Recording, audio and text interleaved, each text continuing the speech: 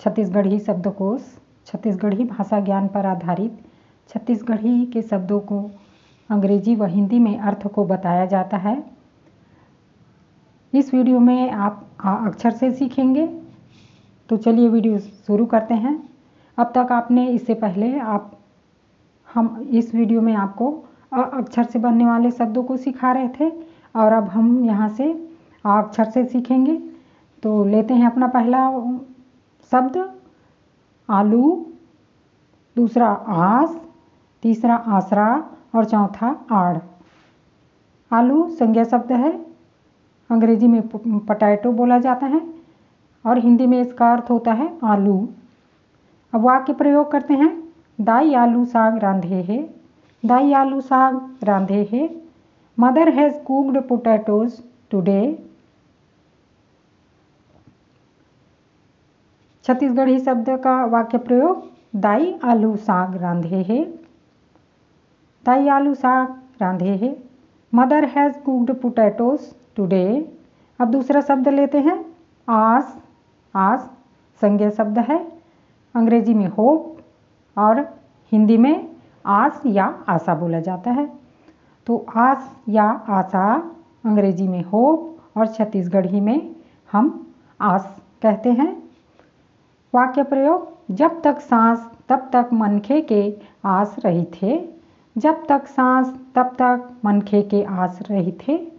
As long as there is life there is hope, as long as there is life there is hope। अब तीसरा शब्द है आसरा। आसरा संज्ञा शब्द है, अंग्रेजी में सपोर्ट, शेल्टर और हिंदी में आसरा। आसरा शब्द छत्तीसगढ़ी संज्ञा शब्द, अंग्रेजी में सपोर्ट और शेल्टर, इसका अर्थ होता है आसरा। तो छत्तीसगढ़ी जो हिंदी शब्द है, छत्तीसगढ़ी शब्द और हिंदी शब्द दोनों समान हैं। तो चलिए अब वाक्य प्रयोग करते हैं आसरा शब्द से। ढेखरा के आसरा मां ना रहा छछल के। इसका तात्पर्य यह है कि एक कोई सपोर्ट के लिए लकड़ी वहाँ पर बनाया गया है और आसरा देके यानी कि सहारा देके उसको ढेखरा के, ढेखरा मतलब जो लकड़ी है उसको बोलते हैं छत्तीसगढ़ी में।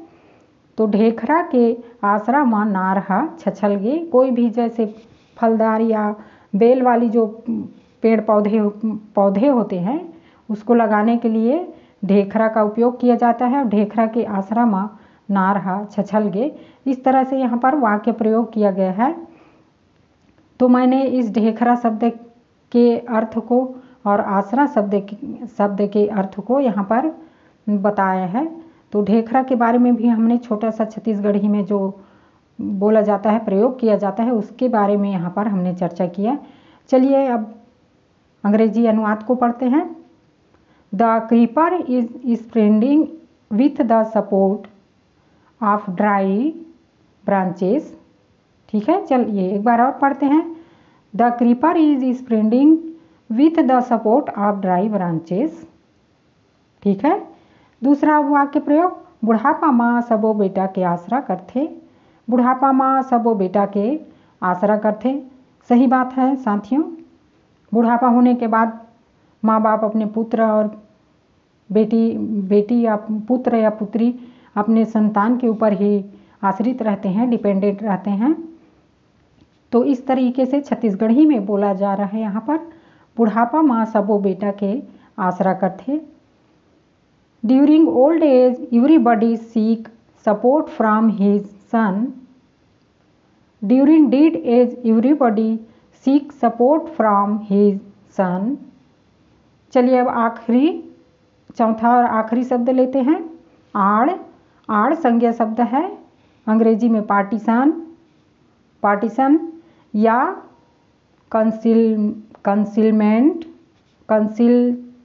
कंसीलमेंट बोला जाता है।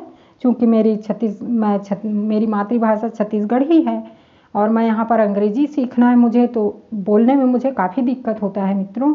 तो इसको आप ध्यान नहीं देंगे और बोलने का जो टोन है वह बोलते बोलते किसी भी चीज़ को स्पष्ट बोला जाता है। तो सीख रहे हैं हम बस, तो तो इस तरीके से हम बोलते जाएंगे और बिल्कुल सीख पाएंगे। तो चलिए इसको एक बार और पढ़ते हैं। कंसीलमेंट, कंसीलमेंट, इस तरह से इसका अर्थ होता है आड़, आड़, ठीक है। पार्टीशन, कंसीलमेंट या आड़। तो इस तरीके से यहाँ पर भी हिंदी और छत्तीसगढ़ी भाषा का जो शब्द है आड़, वे दोनों एक समान हैं। आड़ हिंदी में भी बोला जाता है, आड़ छत्तीसगढ़ी में भी बोला जाता है। अब वाक्य प्रयोग करते हैं। सोमनू अपन बैठका ला आड़ करके दुकान खोले है। सोमनू अपन बैठका ला आड़ करके दुकान खोले है। Somnu made a partition his drawing room and opened a shop. ठीक है। Somu made a partition in his drawing room and opened a shop. ठीक है। तो आज इस तरीके से हमने आड़, आसरा और आज शब्दों के बारे में सीखा। आई होप यह शिक्षा और जानकारी आपको छत्तीसगढ़ी भाषा के साथ अंग्रेजी और हिंदी का भी ज्ञान आपको मिल पा रही होगी। तो मेरा प्रयास है छत्तीसगढ़ी भाषा को सुग्राह्य बनाना। इसी संदर्भ में आज का वीडियो बस इतना ही। मिलते हैं नए वीडियो में कुछ और नए शब्दों के साथ। तब तक के लिए धन्यवाद।